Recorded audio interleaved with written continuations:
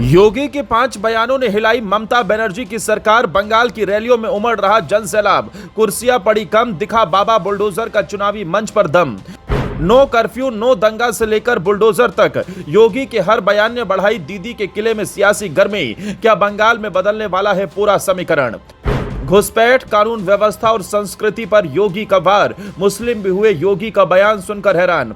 योगी के तेवरों ने मचाया सियासत में हड़कंप, दीदी की बढ़ी टेंशन। ऐसे ही नहीं, देश भर में योगी की डिमांड होती है, क्योंकि योगी जब दहाड़ते हैं तो न सिर्फ सियासत की दिशा और दशा बदलती है, बल्कि विरोधियों की तो रातों की नींद उड़ जाती है। कुछ ऐसा ही नजारा पश्चिम बंगाल की धरती पर देखने को मिला। जब योगी अपने खास अंदाज में मंच पर उतरे और दहाड़ना शुरू किया तो कुछ ही मिनटों में पूरा माहौल बदल गया।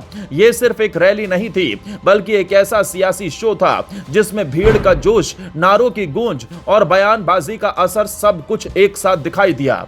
मैदान छोटा पड़ गया, लोग दूर दूर से पहुंचे और हर तरफ एक ही नाम गूंजता रहा। इसी दौरान योगी के 5 ऐसे बयान सामने आए जिन्होंने सीधे तौर पर सत्ता के केंद्र को चुनौती दी और सियासत में नई हलचल पैदा कर दी है।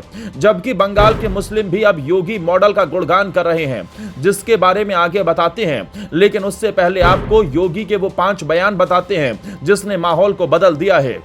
सबसे पहले योगी ने भाषा और पहचान के मुद्दे को उठाया और इसे भावनात्मक तरीके से जनता के सामने रखा।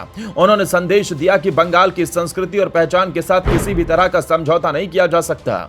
इस बयान ने तुरंत भीड़ को जोड़ा और लोगों के बीच एक अलग तरह का भावनात्मक जुड़ाव पैदा कर दिया। राजनीतिक रूप से भी यह बयान महत्वपूर्ण माना जा रहा है, क्योंकि यह सीधे उस बहस को छूता है जो चुनावी माहौल में लगातार उठती रही है। यही वजह है कि इस एक बयान ने ही रैली का टोन सेट कर दिया और माहौल पूरी तरह बदल दिया गया। इसके बाद योगी ने कानून व्यवस्था और सुरक्षा का मुद्दा उठाया, जो हमेशा से उनकी राजनीति का मजबूत आधार रहा है।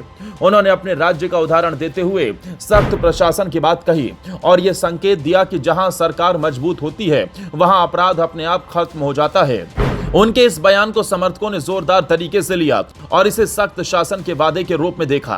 तीसरे बयान में उन्होंने सीमावर्ती इलाकों और घुसपैठ के मुद्दे को उठाया।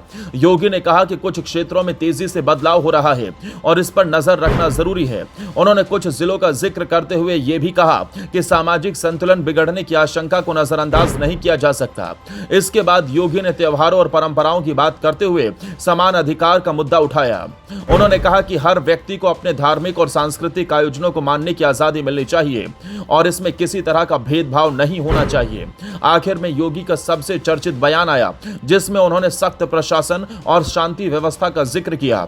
उन्होंने कहा कि जब सरकार की नीतियां स्पष्ट होती हैं और प्रशासन मजबूत होता है तो दंगा और अपराध अपने आप खत्म हो जाते हैं। इस बयान के बाद पूरे मैदान में नारे गूंजने लगे और ये रैली का सबसे प्रभावशाली पल बन गया।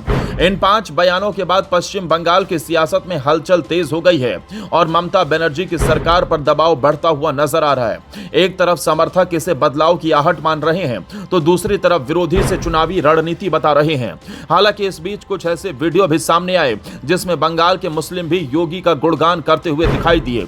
उनका साफ कहना है कि योगी के शासन में हर वर्ग को न्याय मिला है और ऐसा बंगाल में भी होना चाहिए। अब सबसे बड़ा सवाल यही है कि क्या ये बयान सिर्फ मंच तक सीमित रहेंगे या फिर जमीन पर भी असर दिखाएंगे, क्योंकि चुनाव में हर शब्द का महत्व होता है और हर बयान वोट में बदलने की ताकत रखता है।